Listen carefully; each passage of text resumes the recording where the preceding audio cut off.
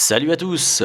Je vais vous lire le début de cet article publié par Le Figaro le 12 mai 2020, titré du doux euphémisme « Coronavirus, la plus grande prudence est requise avec les tests sérologiques ».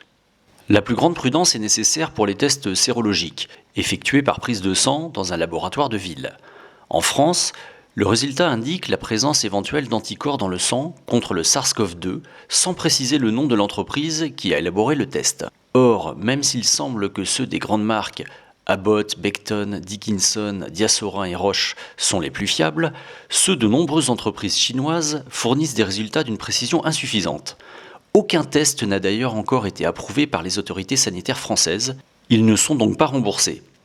Pour ce type d'analyse, le risque le plus important est d'avoir un résultat qui serait un faux positif, donnant l'assurance à quelqu'un qu'il a été malade et serait donc immunisé alors qu'il ne l'est pas. Voilà, donc le résumé de cet article est assez clair, et il n'y a pas que Le Figaro pour en parler.